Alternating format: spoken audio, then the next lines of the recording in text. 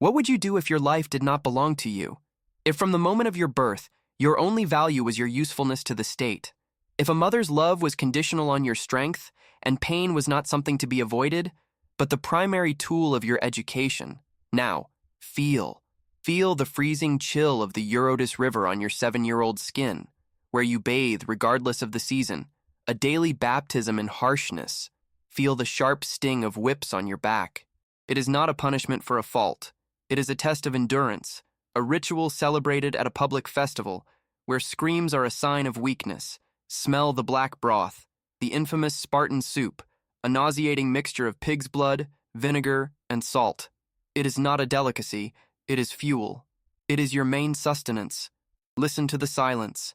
An iron silence imposed at the dinner table, where speaking without permission is a crime. Listen to the sound of your own bare feet on the frozen ground, a constant reminder that comfort is your enemy. This is not a fictional dystopia. This is not a novel about a brutalist future. This was the law, the structure, and the daily life in the valley of Laconia, in ancient Greece. This was the reality of Sparta.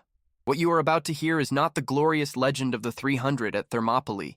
It is the chronicle of the inhuman system that forged them.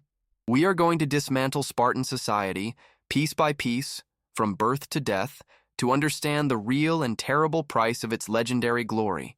To understand Sparta, you must understand that it was a society built upon an original sin, a nation raised on a foundation of pure existential fear. Sparta was not simply a Greek city-state like Athens or Corinth. It was, in essence, a permanent state of military occupation. Centuries before its peak, the Spartans, a Dorian people, invaded the fertile valley of the Eurotas. They conquered their neighbors, the Messenians, and instead of simply ruling them, they did something far more terrible. They reduced the entire population, every man, woman, and child, to a state of hereditary servitude. They turned them into a property of the state. They were the Helots. And herein lies the key to everything, the great dark secret of Sparta, the numbers. At its height, it is estimated that the Helots outnumbered the Spartan citizens by a ratio of 7-1, perhaps even 10-1. Imagine living like that. Every Spartan citizen, every homoioi or equal, lived every day of his life on a human volcano that could erupt at any moment. Paranoia was the air they breathed.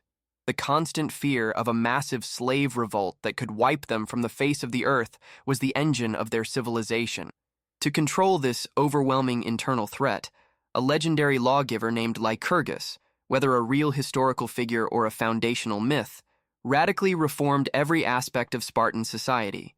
His solution was as brutal as it was simple: to transform Sparta into a perpetual military camp. The Spartan law, the great retra, sacrificed everything on the altar of security. The economy, art, philosophy, comfort, personal freedom, all were thrown into the fire. Only one goal mattered: to create the finest soldiers the world had ever seen. Not to conquer distant empires, but to keep the terrified Helot population under an iron grip. Spartan brutality was not born from a desire for glory, it was born from panic.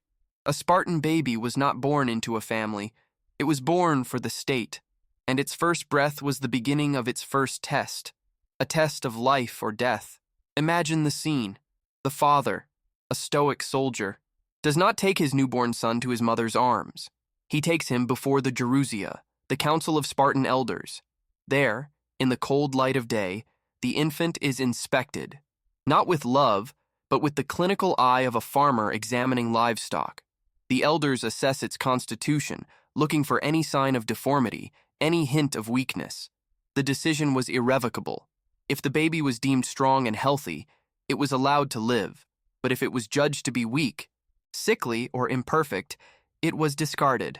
Tradition, as told by the historian Plutarch, says these infants were taken to a chasm on Mount Taygetus and abandoned to die of exposure and starvation.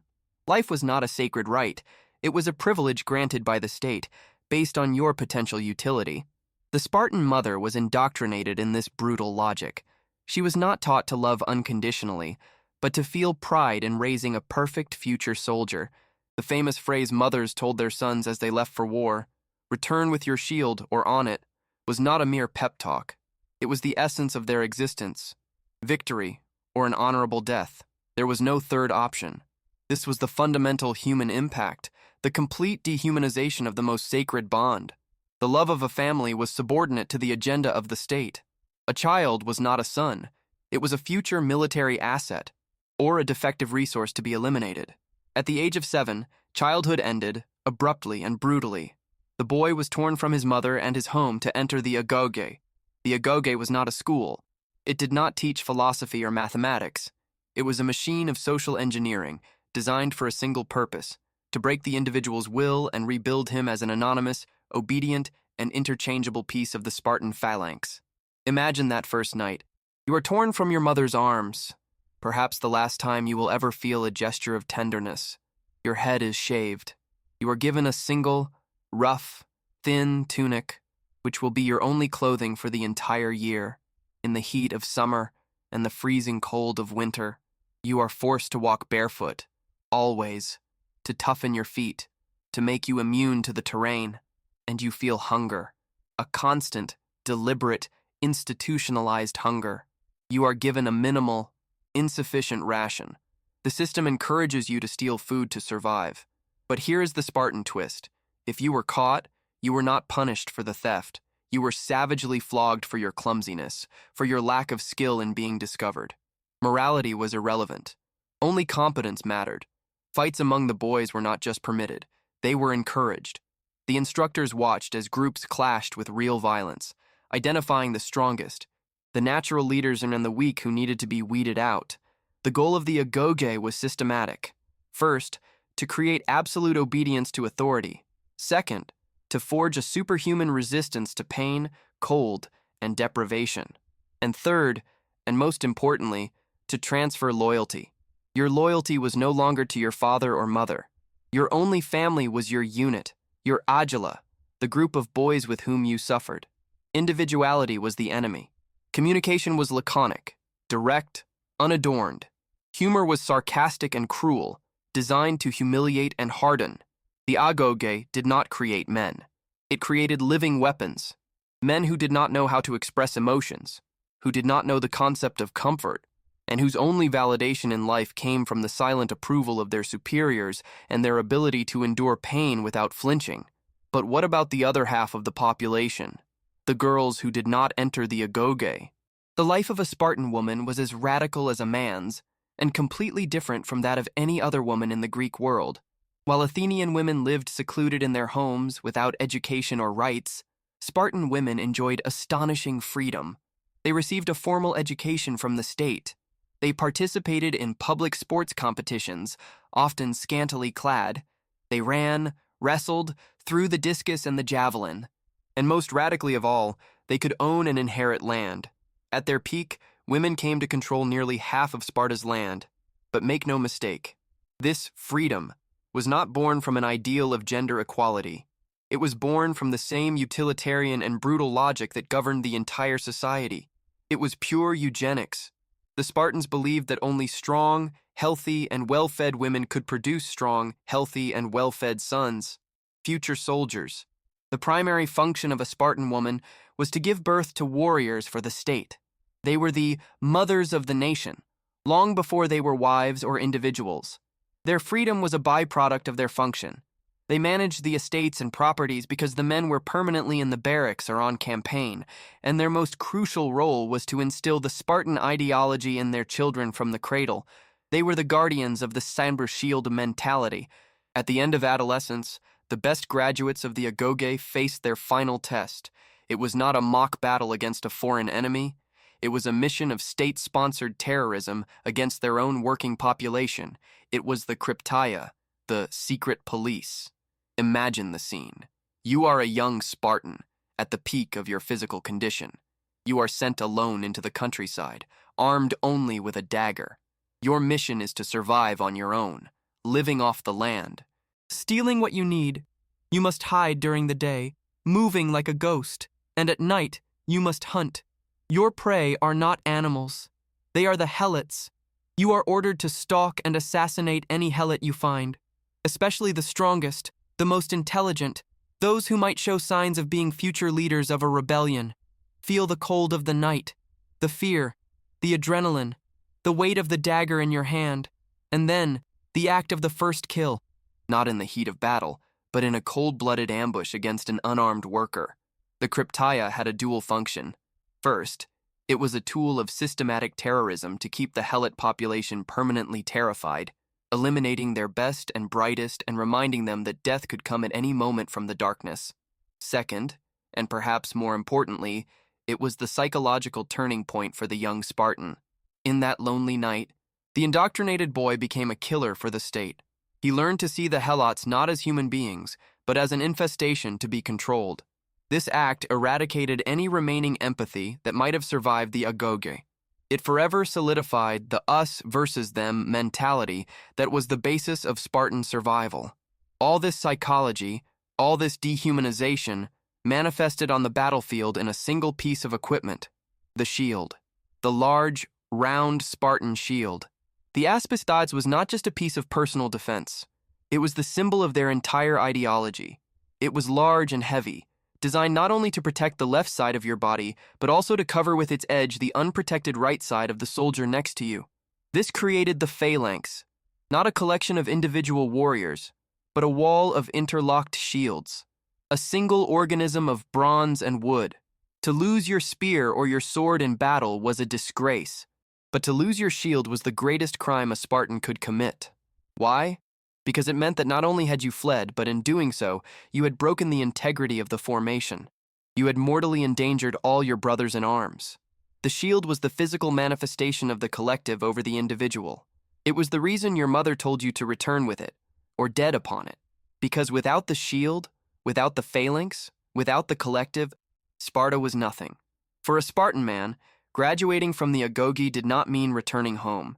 It meant moving from one barracks to another. Marriage and family were civic duties, not sources of personal comfort. A Spartan's true home, his true family, was his military unit. Imagine life in the Syssitia, the common mess hall. You are a 25-year-old man. You are married. Perhaps you even have a son. But you cannot live with your wife. You are required to live and take every one of your meals in a communal dining hall with your 15-man unit. The food is scarce and bad. The atmosphere is one of constant scrutiny, ritual humiliation, and cruel jokes designed to keep everyone on their toes. To visit your wife, you must sneak out of the barracks at night in secret, as if you were an illicit lover visiting a forbidden woman. Only at the age of 30 did a Spartan become a full citizen and was allowed to live in his own home with his family. But even then, the obligation did not end. He was required to dine in the common mess hall every night until he was 60. The system was explicitly designed so that loyalty to the military unit surpassed any bond of loyalty to a wife or children. The impact of this was the creation of a society of men with atrophied emotional lives. Men who never learned family intimacy, the comfort of home. Their strongest emotional bonds, perhaps the only ones they had, were with the men with whom they had bled and suffered since childhood. The famous beautiful death in battle, the kalos thanatos, was the ultimate goal of a Spartan's life.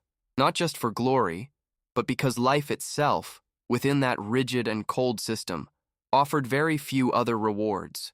But this system, so perfectly designed for war, was incredibly fragile, and in its pursuit of perfection, it devoured itself. Imagine a Spartan in battle. He is not a movie superhero. He is a cog in a perfect machine. His value lies not in his individuality, but in his discipline, in his controlled fear, in his absolute acceptance of death. In Sparta, only two classes of people were granted the honor of a tombstone with their name engraved: a man who died in battle and a woman who died in childbirth. Both had done their duty. Both had died serving the state. But the war machine began to run out of parts. The constant wars, the practice of infanticide, and an extremely restrictive citizenship policy led to a catastrophic demographic decline, an ailment the Greeks called oliganthropia. At the Battle of Leuctra in 371 BC, a Theban army, using innovative tactics, crushed the Spartan phalanx. The aura of invincibility that had protected Sparta for centuries was shattered forever. The machine, unable to adapt, unable to replenish its losses, simply broke. And that is the final tragedy of Sparta. A culture that sacrificed art, philosophy, commerce, joy, and freedom in the name of security and stability, only to collapse from the inherent flaws of its own dehumanized system. They won the battle for survival for centuries, but in the process, they lost the war against their own fragility. Imagine that elderly Spartan. He has survived the Agoge, the Cryptaea, and countless battles. He is a hero of the state.